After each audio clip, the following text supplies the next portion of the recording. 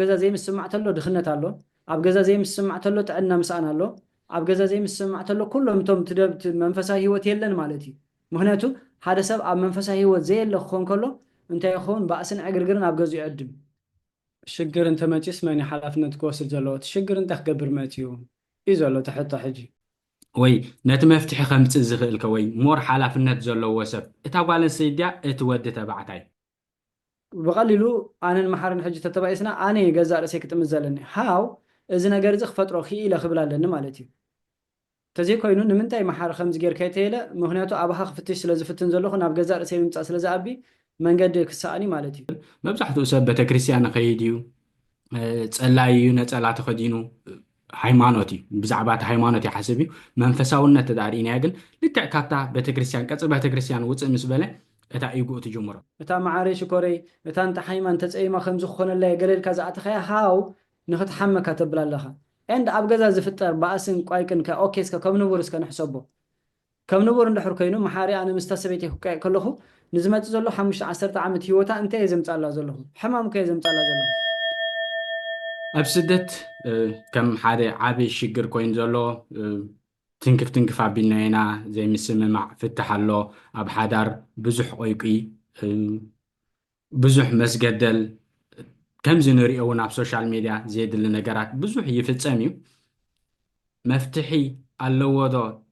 እንተኢልና ወይ መፍትሒ ኣለዎ ንኩሉ መፍትሒ ዘይብሉ ሽግር የለን መፍትሒ ክኸውን ዝኽእል እንታይ ኢልካ ትሓስብ ወይ ነቲ መፍትሒ ከምፅእ ዝኽእልከ ወይ ሞር ሓላፍነት ዘለዎ ሰብ እታ ጓል ኣንስተይቲ ድያ እቲ ወዲ ተባዕታይ ናብ መን ዝያዳ መፍትሒ ንኸምፅእ ይቐልል ወይ ያ ትተፅዕኖ ከም ዝበልናዮ ኣብታ ጓል ኣንስተይቲ ዝያዳ እዩ ናይ ምፍልላይ ተዳመፅዩ ናይ ባእሲ ናይ ዘየድሊ ነገራት ክመፅእ ከሎ ሞር ናብታ ጓል ኣንስተይቲ ዝበዝሕ ፅዕነት ኣሎ ኣብ ፍታሕ ተዳመፂና ኸ መኖም እዩ ዝያዳ ሓላፍነት ዘለዎ እታ ጓል ኣንስተይቲ ድያ ሞር ፍታሕ ከተምፅእ ዘለዋ ወይ እቲ ወዲ ተባዕታይ ወይ እሳ ድያ ክትፅመም ዘለዋ እሱ እዩ ክትፅመም ዘለዎ ኣብቲ ሽግር ተዳመፂና ሲ ነቲ መፍትሒ መን እዩ ዝያዳ ሓላፍነት ተሰኪሙ ከይድ ዘለዎ ሽግር እንተመጪስ መን ሓላፍነት ክወስድ ዘለዎ እቲ ሽግር እንታይ ክገብር መፅዩ እዩ ዘሎ ትሕቶ ሕጂ ማለተይ ሲ ንፍቅሪ እንድሕር ተቋፂርካ ሃው ፍቅሪ እቲ ሰላም እቲ ሓልዮት እቲ ምትሕልላይ እቲ ምትሕቃፍ ዝነበረ ነገር ከመይ ገይሩ እዩ ናብ ሽግር ናብ ባእሲ ዝመፅእ ዘሎ ምናልባሽ ባእሲ ኢልና እንድሕር ሓሲብና ማለት እዩ ሓቂ መብዛሕትኡ ግዜ ሽግር እቲ ሰብኣይን ሰበይትን ዝፈጥሮ ዘሎ ሕቶ እዩ እቲ ሽግር ትብለኒ ዘለካ ምሽ ተረዲን ወሕጂ እዚ ብሳይኮሎጂካሊ ከምዚ ክንገልፆ ፀንሓና እሱ እዩ ሕጂ ኣብኡ ኢና ክንመፅእ ግን ቀዳማይ ሰብ መፅእ ሕጂ ጓላ ከምዛ ዝበልከያ እንተ ሓቲቱ ሽግር ዳ ኣሎ እንዲ ኣብ ሓዳር እኮ ኣሎ ቆይቁ እኮ እዚ እኮ ሓዳር እኮ እንዳተጓነፅካዮ እንዳተባእስካዮ ፓራዳይም ተፃዒንዎ ዝመፀ ሰብ ኣሎ ሽዑ ክትቆያቅ ከለካ ከም ተራ ነገር ተሓስቦ ግን ከጋጥም ከሎኸ እንታይ መፍትሒ ማለት መን ዝያዳ ሓላፍነት ክስከም ዘለዎ ኦኬ በታ መወዳእታ ሕቶ እንድሕር መፂና እቲ ሽግር ሓላፍነት ክወስደሉ ዘለዎ ክልቲኻ ምክንያቱ ክተፍቅር ኢልካ እንዲኻ መፂኻ ገዛ ርእስኻ ፍቂርካስ ናትካ ዘለካ ብርሃን ናትካ ዘለካ ምልኣት ክተርኢ ኢልካ መፂኻ ክሳዕ ዘለኻ ኣብ ገዛ ሽግር ክፍጠር ከሎ ክልቲኻ ኢኻ ክትወስዶ ዘለካ ማለት እዩ ብወገን እቲ ሰማዓኒ ዘለካ ሰብካ ብወገንካ እቲ ነገር እቲ ናትካ ሓላፍነት ከም ዝኾነ ናትኪ ሓላፍነት ከም ዝኾነ ክትፈልጥ ክትክልለኪ ምክንያቱ እቲ ነገር እቲ ብናትካ ኮንሽስነስ ብናትካ ናይ ኣተሓሳስባ መስርሕ እዩ ናብ ቀፅሪ ሂወት ናይቲ ገዛኹም ዝመፅእ ዘሎ ብቐሊሉ ኣነን መሓርን ሕጂ ተተባኢስና ኣነ ገዛእ ርእሰይ ክጥምት ዘለኒ ሃው እዚ ነገር እዚ ክፈጥሮ ክኢለ ክብል ኣለኒ ማለት እዩ ተዘይኮይኑ ንምንታይ መሓር ከምዚ ጌርካ የተየለ ምክንያቱ ኣባኻ ክፍትሽ ስለዝፍትን ዘለኹ ናብ ገዛእ ርእሰይ ምምፃእ ስለዝኣቢ መንገዲ ክሳኣኒ ማለት እዩ ክትካሰስ ክትፋረድ ብሓሳብካ ክትመሰጥ ግዜ እንዳሕር ወሲድካ ሽግር መፍትሒ ኣይረክብን ማለት እዩ ስለዚ ኦኬ መጀመርታ ናብቶም ሽግር መፂኦም ዘሎ ሰባት እንድሕር መፂና እቲ ሽግር እቲ ንስኻ ከም ዝፈጠርካዮ ምእማን ምክንያቱ እቲ ሰብቲ ወይ እታ ሰብቲ እያ ናትካ መስተይት ኣብ ውሽጥኻ ንዘሎ ነገር ኣውፅያ ተርእካ ዘላ ትዋስኣልካ እያ ዘላ ግዳይ ናትካ እያ ትኾን ዘላ ወይ ከዓ ግዳይ ናትኪ ዝኾን ዘሎ ምናልባሽ ሰኽራም ሰብኣይ ክህልወክ ይኽእል ተሃራራሚ እንድኻ ሰኽራም ሰበይቲ ተሃራራሚት ክትህልወካ ትኽእለ ናትካ መስተይት እያ ውሽጢ ተርእካ ዘላ ማለት እዩ ሕጂ ሽግር ክመፅእ ከሎ ሓላፍነት ክወስድ ዘሎ እቲ ነቲ ሽግር እቲ ከም ሽግር ዝፈለጠ ሰብ ሓላፍነት ክወስድ ኣለዎ ክትገድፍ ከም ዘለዋ ክገድፍ ከም ዘለዎ ምግባር ንዑ ምውቃስ ምህራም ምፅራፍ ካልኦት ስጉምቲ ምውሳድ ዘይኮነስ ኖ እዚ ነገር እዚ ናተይ ጉዳዩ ኣነ ብናተይ ኣተሓሳስባ ዘምፃ ኢልካ ኣብ ኣተሓሳስባኻ ንክትሰርሕ ክትወስድ ክትክእል ኣለካ ማለት እዩ ግን ብዓንተ እቲ ሽግር ንምንታይ ዝፍጠር ኣብ ገዛ ወይ ከዓ ሽግር ከም ቅቡል ነገር ከም ዝኾነ ከዓ ክንዕልል ፀኒሕና ኣለና ክትሓተን ፀኒሕካ ኣለካ ንኣብነት ኣብ ሓዳር ምግርጫው ኣብ መንጎ ክልተ ሰብ ሓዳር ከም ንቡር ነገር ተገይሩ ይረኣዩ ሃው ንቡር ኮይኑ ይባል ማለት እቲ ፍቅሪ ተራኺብና ዘሎ እግዚኣብሔር ዶ ይኮነን ከመይ ገይሩ እግዚኣብሔር ናብ ሰይጣን ዝቕየር ሕጂ መኻል እንድሕር ሲኢንካ ከባቢኻ ዘለዎ 100 ሰባት ጎረባብትና ዘለዎ ኩሎም ክባእሱ ተሪኢኻዮም ንስኻ ከምኡ ክመስለካ ክእል እዩ عندك أنا هي وقت مقالات كأمثلك مالتي تسبت تقني لك بزخنا مخنات اندحر بأس ماتي ما كم تبان بأس خاوش تخامعات اندي زلو قرچو چو اندابلك قالي سب نابكال اقوال كزمو سلا زرخبتو بخمو زب بأس سب كهلو خيلي قالي سب غنزو بقبو خم حجر سلا زي كاله قالي سب كومو قالي سب باتي بزتفل علي من قدي اب حدار قريتش تفترنا كلها حنت عينتا يكون سويل ويكا ساعات ريخا يكون كانت باس وي ساعات كنزا اخيل كيكون كان نبعس تتس مخنيت لك زبقسك بسو خانتايو ኣብ ገዛ ርእስኻ ክሰርሖ ዝግባእካ ስራሕ ኣብ ኪርካ ምስ መፀኻ ምስታ ሰበይትኻ ምስቲ ሰብኣይኪ ክሰርሒ ዓሚሳ ሓፅረኪ ምክንያቱ ንሱ ካብኡ ክሃድም ኢሉ ይመፅዩ ንስኻም ካብኡ ክትሃድም ኢልካ ኢኻ ኣቲኻ ትኸውን ተሓዳር ማለት እዩ ስለዚ ክልቲኻ ጎደሎ ስለ ትራኸብ ዘለኻ ኣብ ክንዲ እቲ ነገር እቲ ምስ መፀ ክልቴና ነዚ ነገር እዚ ከመይና ክንሰርሖ ዘለና ኣብ ክንዲ ትበሃል ናብ ባእስን ናብ ካልእ ዕግርግርን ይፍጠር ማለት እዩ ሕጂ በዓሉ ዝመፀካ ክራይሲስ በዓሉ ዝመፀካ ሽግር ተመፅዩ ክልቲኻ ብሓባር መንበሪኻ ምክንያት ክልቲኻ ሂወት ስዒርካ ንክትከይድ እዩ ግን بزخنا مهنت قريتشت كفتر كم زلون ده حسبك ويكا أمونجو سب حدر قريتشت كم زلون مأمان ترح نبينا نسا مريح قال كابز عبا حدرك شجر بتلقى من خمسة كات أو تقبر سلزلها شجر يفتر مالتي سلزي إذا نبورة يكونن فغري نابتلي كغير في التسمى يكالني متى معاريش كوري متى أنت حيما تسأي ما خمس خنا اللي قليل كذا أتخيا هاو نخت حمك تبلا لها عند أبجز زفتر باسن قايكن كأوكيس كم نبورس كنحسبه كم نبور ندحر كينو محاري أنا مستسبيتي كله نزمت زلوا 15 عامت هيوتا أنت يزمت الله زلهم حمام كيزمت الله زلهم عبجزا دخنت عبجزا زي مس سمعت له دخنت له عبجزا زي مس سمعت له تعنا مسأنا له عبجزا زي مس سمعت له كلهم توم تدبت منفسه هيوت يلن مالتي مهنته هذا سب عب منفسه هيوت زي اللي خون كله أنت يخون بأسن عقرقرن عبجز يقدم بوزحت كأزيوم كم زيوم عينة بأس زفترخا ብዙሓት ከዓ ኣብ መንፈሳዊ ህይወቶም ጽቡቕ ስራሕ ንሰርሕ ኣለና ዝብሉ ባህል ተኾይኖም ይጸንሑ ማለት እዩ ኩሉ ሰብ እንዲ ዝበኣስ ዳሕኒ ግን ነቶም ቀንዲ ናብ ቀረባይና ባህልቲ ክንሓስብ ከለና ሃው ንስኻ ምስ እግዚኣብሔር እንዳስራሕካ ናብ ቤት እግዚኣብሔር እንዳኸድካ ከመይ ጌርካ ኢኻ ንሰበይትኻ ሕማቕ ዘረባ ትዛረባ ከመይ ጌርካ ኢኻ ንስኺ ንሰብኣይክ ብሕማቕ ዘረባ ትዛረበ እንድኻ ቋይቅን በኣስን ከጋጥመካ ክኢሉ ምክንያቱ ምስ መንፈስ እግዚኣብሔር ክሳዕ ክትራኸብ ተዘይክኢልካ ሰላም ክህልወካ ኣይክእልን فوسن سيوخ عاد سلام تسأنو زلخا مالتي مستحير سلفخا كونكتد تزي كوينكا لعلا عمرو تزي واتيخا مسك زابيهر مع عطوخا كفوت سلازي كونا كترخب سلازي كالكا اتخاوز ركب سلام سلازي رخبكا اتمسخا زلو كينات نسبيتخا تريا اتمسخا زلو حما اقرقر ربشا اتي نايت رخص زخونا عينتا سارحا عبقزخا تواسو مالتي بقى نسيو تمنفس عيبتك خا ازخون زلو قالي سبا يردوني هايمانو تنياني قدس قربان وستر كالوت نقرات يقبر ግን ካብ ገዛኻ ምባኣስ ሙቅያ እንድኻ ተቀያይምካ ምኻድ ሕቆን ተዋሂብካ ምኻድ ከም ልሙድ ይገብሮ ማለት እዩ ስለዚ ልሙድ ዝበሃል ነገር ባዚ ከምዚ ሓደ ንቡሪ ዝበሃል ነገር ኣይሰርሕን ኣነን ሰበይተይ ተተፋይርና ብሰላም ጥራሕ ነበር ከም ዘለና ኢና ክንፈልጥ ዘለና ኣብ መንጎ ባእሲ ይመፅእ እንድሕር ኣሎ ክልቴና ሓሚቕና ከም ዘለና ጥራሕና ክንርዳእ ዘለና ባእሲ ኣሎ ኦኬ ፅቡቅ ምህላው ክልቴና ምሕማቕና كلتنا نتجبؤ زخنا إنرجينا كرخبو خمزي كألنا ترحنا هم فلز زلنا نبر تشافين كم خرج بحال نجاريلن مالتي سلازي فقر ترح كوينو أتر زلوا إجزابير ترح كوينو أتر زلوا حدا معلت إجزابير حدا معلت سيطان دخلنا زخير إجزابير يلا حدا معلت فقر حدا معلت بأس زخون دحر كوينو خا نسخا مسجزار سخا ترحيب كاشجر كخت فتح عام سلازي حتى ركا ويدما كاب جزار سخا تهدم سلازي فقد كذا كونه برتقبرد أمبر شجر سلازي لك أخا تخون زلخا مالتي مهنياتو سب زلو وي زهبكا زلكا اخا خطواس ابغزا حنسا سباي حنسا نفع سباي حنسا صلاي خوينكا توعل تلخا زلكا اخا تبا زلها جايبلكا خبي ختم تدخل سلازي غزار اسها مسفكر كاطرح زفلتو وي دما كنبرو زخيلو نغرات يمزياتهم ما نفسك كان اب غزار سخ متصالو بحلفነት ግን كلنا معرخ نوسدو خنكلالنا مالتي ثانك يو راد حوي دنك زغونه قالالصايو بزح سب كمهارولي بزح سب ريون እዚ ንብሎ ዘለና ከተግብሮ እዩ ብልክዕ ምክንያቱ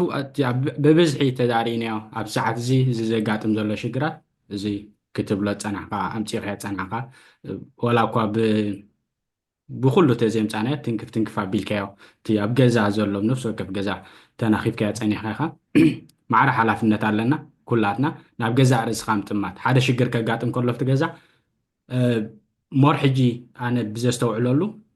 ሰብኣይ ናይ ከምዚ ሰብኣይ ክፃወት ይደልዩ ኣብ ገዛ ስኺኽ ጌርክዮ ገለ ኢልካ ነታ ጓል ኣንስተይቲ ከምዚ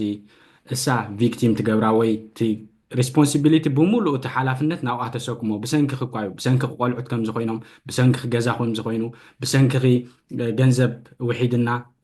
ፋይናንሻሊ ንደክም ኣለና ብዙሕ ስለትህልኺ ገለ እንዳተባሃለ እቲ ሰብኣይ ቁሩብ ክስታይ ግብር የብል ዓይነት ጓል ኣንስተይቲ ሓላፍነት ናብ ነብሱ ክጥምት ኣለዎ እንታይ ስለ ዝገበረ ዋይ ከምቲ ንሳ ክትጥቀመሉ ትኽእል ኣታው ዘይገብር ዋይ ከምቲ ንሳ ክትከዶ ትኽእል ኣካይዳ ክገብራ ዘይከኣለነታ ጓል ኣንስተይቲስ ብከምኡ መንገዲ ዘየኺዳ እሱ ኸ ዓብይ ድዩ ሞር ግን ኣብታ መንፈሳዊ ሂወት ዝበልከያ ረድሓወይ ኣዝያ ኣገዳሲት እያ ሰብ ናብ ውሽጡ እንተዳ ጠሚቱ ናብቲ ሃየር ሰልፍ ናቱ ክርኢ ተዳኺሉ ንዝኾነ ነገር ክቋፃፀሮ ይኽእል እዩ ብኡ ጌርና ኢና ነቲ እምሮና ስጋና ንቋፃፀሮ ንኽእል መብዛሕትኡ ሰብ ቤተክርስትያን ንኸይድ እዩ ፀላይ እዩ ነፀላ ተኸዲኑ ሃይማኖት እዩ ብዛዕባ እቲ ሃይማኖት ይሓስብ እዩ መንፈሳውነት ተዳሪእናያ ግን ልክዕ ካብታ ቤተክርስትያን ቀፅሪ ቤተክርስትያን ውፅእ ምስ በለ እታ ኢጉኡ ትጅምሮ እታ ቆይቋ ትጅምር እቲ ወልፊ ዘለዎ ወልፊ ጅምር እቲ ናይ ምዕላል ልምዲ ዘለዎ ሰብ ናብ ብዕሩኽቲ ናብ ዕላሉ ይኸይድ እቲ ናይ ምሕማይ ወልፊ ዘለዎ ናብ ሕሜቱ ልክዕ እታ ኢጎ ካብ ውፅእ ምስ በልና ትኸይድ እቲ 7 መዓልቲ ድሓንታ ሰንበት ንግደፋ እቲ 6 መዓልቲ ግን 24 ሰዓት ኣብቲ ሕማቕ መንፈስካ ወይ ኣብቲ ናይ ኢጎ ሂወትካ ትነብር ትባእሲ ከዓ እንዳዓበየ ኸይድ እታ ሰንበት ኸይ 3 ሰዓት 4 ሰዓት ኣብኣ ፅቡቕ ስፒሪቹዋል መንፈሳውነት ኣጥሪኻ ትወፅእ ካብኣ ምስ ወፅኻ ግን የለን እቲ ምስጋና ዝበሃል ወይ ፆሎት ዝበሃል እቲ ሰብ 24 ሰዓት ፕራክቲስ ክገብሮ ከም ዘለዎ ኣይፈልጥን እዩ ሓደ ግዜ ኣብ ዩቲብ ከምኡ ኢለ ኣውፅአ ነይረስ 24 ሰዓት ጸሎተኛታት ክንከውን ኣለና ሕጂ እንታይ ድመስሎ እቲ ሰብ ነፀላ ጌርካ ተንበርኪኽካ ገለ ከምቲ ቤተክርስትያን ትገብሮ ከምኡ ጸሎት ድመስሎም ንሪኦን ንሰምዖን ወይ ንሓስቦ ግን ብምሉእ ጸሎት እዩ ፅቡቕ ትሓስብ ተዳ ኮንካ ፅቡቕ ትርኢ ተዳ ኮንካ ፅቡቕ ትሰምዕ ትውዕል ተዳ ኮንካ ፅቡቕ ቃል ተውፅእ ተዳ ኮንካ ኣመስጋኒ ተዳ ኮንካ ንዝሪኣኻዮ ኣብ ቅድሚኻ ንዘሎ ምስ ረዲ ሎማዓንቲ ዝገበርክዎ ዕላል ኣመስጋኒ ተዳ ኮይነ ኣብ ቅድመይ ዘሎ ነገራት ማተርያል ነገር ዋላ ኣመስጋኒ ተዳ ኮይነ ኩሉ እዚ ጸሎት እዩ ነቲ ምስጋና ጥራይ ወላ ቤተክርስትያን ኣይንመላለስ መንፈሳውያን ሰባት ክንገብረና ክእል እዩ ነታ ኣብ ቅድሚኻ ዘላ በዓልቲ ቤትካ ከዓ ብፅቡቕ መንፈስ ተዳሪእኻያ ብምስጋና ክጥምታ ተዳኺ ኢልካ ኣዝያ ድንቂ ብልፅቲ ሚእቲ ምልእቲ ምዃና ጥራይ ክትኣምን ተዳኺ ኢልካ እዚ ንባዕሉ ዝኾነ ሓላፍነት ናብኣ ዘሰክም የለን ኣብ ነብስኻ ከም ትጥምት ይገብረካ እዩ ሞር ግን እዚ ዝበልናዮ ኣርእስታት ክትፈልጥ ተዳ ኮንካ ክትምርምር ተዳ ኮንካ ነዚ ነገራት እዚ ክትዝርዝሮ ተዳ ኮንካ ረዲ ኣለኩም ኣብዚ ናብ ረዲ ኮንታክት ጌርኩም ክትረኽብዎ ትኽእል ኢኹም እንታይ ዓይነት ትምህርቲ ይህብ እንታይ ዓይነት መንፈሳውነት ክሕድረልካ ይኽእል ብዝያዳ ንዕኡ ኮንታክት ክትገብሮ ትኽእል ኢኹም ረድሓወይ ስለ ፀንሓና ፃኒሒት ኣዝየ ዘመስግነካ ኣብ መወዳእታ ግን ነዞም ተዓዘብትና ክትብሎም ትደሊ ተዳሃልዩ ወይ ከተመሓላልፈሎም ትደሊ መልእኽቲ እዚኣ ኣይበልክዋን ዝበልካያ ተዳሃልያ ዕድል ክበካ እሞ እታ ዕላልና ክንውዳእ ኦኬ ቴንክ ዩ ፅቡቅ ፀኒሕና እዚኣ ዘይበልክዋ ዝበሃል እኮ የለን ዳርጋ ዝበልናዮም የለን ምክንያቱ ምስቲ ሰፊሕ ዝኾነ ኣርስቲ እቲ ትምህርቲ እቶም ኣርስታት ኢና ክንትንክፎም ፀኒሕና እምበር ከም ሓሳብ እኹል ግዜ ሂብና ክንገልፀሎም ኣይከኣልናን ዘለና ከም ትፈልጦ 2 ሰዓት 3 ሰዓት ሳምታይምስ ብዛዕባ ዝሓደርካ እሙኻ ክሳብ 16 ሰዓት ገለ ዝወስድ ትምህርቲ ማለት እዩ ሕጂ ብመጠኑ ከም ምትንካፍ ዝዓይነቱ ኢና ክስታይ ጌርና ዘለና ግን ብሓፈሻ ግን በቃ ኣብ ማንም ሰብ ልዕሊ ኣእምሮ ምውፃን እንድኻ እቲ ብፕላን ክኸይድ ምፍቃድ ብፍላይ ከዓ ከም በዓል እዚ ሕጂ ሓዳር ኢልና ክንጠቕሶ ፀናሕና ቀንዲ መባእሲ ኣብ ሓዳር ምክንያት ዝኸውን ሰብኣይን ሰበይትን ኣይፋሉጥን እዮም ማለት ብስጋ ፈልጣዩ በዓልቲ ቤቱ ክትከውን በዓል ቤታ ንክኸውን የማነ ዝበሃል ወይ ኣብርሃም ዝበሃል ወይ ከዓ ትርሓስ ትበሃል ወይ ለተብርሃን ትበሃል ሰበይቲ ክትህልዎ ከም ዘሎ እዩ ዝፈልጥ ካብኡ እንድሓር ግን ሓሊፎም ግን ክልቲኦም ዝፈልጥዎ ሂወት የብሎምን ክልቲኦም ዝፈልጥዎ ሂወት የብሎምን ፕላን የብሎምን ናበይ ገጾም ክኸዱ ከም ዘሎ ይፈልጡን እዮም ሽዑ እግረ መንገድኻ ምንባር እግረ መንገድኻ ምብላዕ እግረ መንገድኻ ምኽዳን እግረ መንገድኻ ካልኦት ዓይነት ሂወት ክትነብር ፍቓድ ይሓድረካ ማለት እዩ ስለዚ እዚኦምን ወዲ ከምዚኣቶም ምስኮን እዮም እቶም ቀንዲ ዘይምፍላጥ ዘምፆም ሰበባት ከዓ ኣብ ገዛ ከዓ ሽግር ዝፍጠሩ ማለት እዩ ስለዚ ንምንታይ እዩ ሽግር ዝፍጠር ዘሎ እንድሕር ኢልና በቃ ብሓደ ምዃንካ ዘይምፍላጥ ብሓደ ተሰሪዕኻ ክትከይድ ዘይምኻል ኣብ ሓደ ናይ ኣተሓሳስባ መስርዕ ክትመፅእ ዘይምኻል ኮንሽስ ኤንድ ሳብ ኮንሽስ ማይንድኻ ዝበሃሉ ስነ ሓሳባት ምርዳእ ኢልና ኣለና ዓንቶይ ብዓብዩ ግን እንታይ ኣሎ ኣብቲ ሂወት ከመይ ጌርካ ካብዛ ሎማዓንቲ ተበጊስና ካብዛ ሎማዓንቲ ዝተመርዓና ዝመፅእ ዘሎ 5 ዓመት ኣብ ምንታይ ደረጃ ኢና ክንበፅሕ ክንደይ ቆልዑት ክህሉና ከም ዘለዎም ቆልዑት ብዘይፈቓዶም ብዘይድሌቶም 7 8 የብፅሕዎም እቲ ዝኣቱ ዘሎ ኣታዊ ኩሉ ግዜ ሓንቲ 3000 ወይ 4000 ዶላር ምስኮነት ቀጻሊ እሳያ ትኸይድ ንዓ ምትእኻል ንዓ ንምትእኻል ዝውሰድ ጥበብ ጥራሕ ዝውሰኽ ኣብቲ ገዛ ካልእ ዋላ ሓደ ጥበብ የለን ስለዚ ከምዚ ኢልካ ከዓ ናብራ ኣይኮነን እንታይ ክኸውን ዘሎ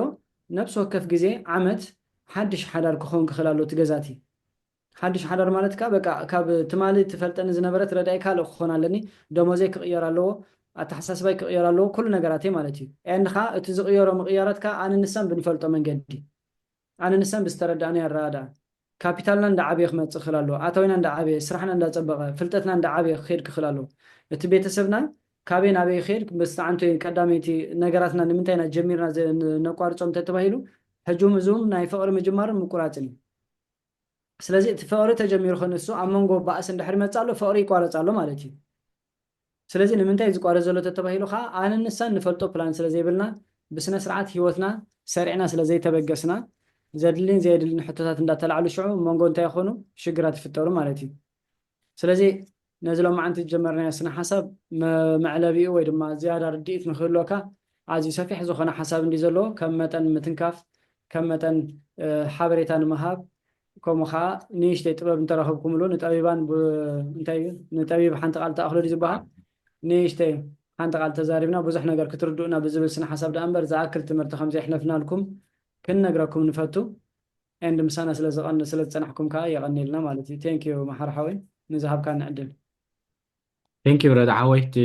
ዝበሃል ኩሉ እቲ ኣብ ውሽጡ ሰብ ዘለዎ ዝህበካ እቲ ኩሉ ፍልጠትካ እቲ ሓሳብካ ሂብካዮም ኣለካ ነዞም ቤተሰብ ናይዚ ቻነል ንኩላትና ሂብካና ኣለካ ኣብ ልብና የሕድሮ ከሕድሮ እዩ ብካልእ መደብ ክንመፅእ ኢና ምናልባት ሕፅር ሕፅር ዝበለ ነኒ 10 ደቂቕ ነኒ 15 ደቂቕ ጌርና ኣብ ካልእ ግዜ እውን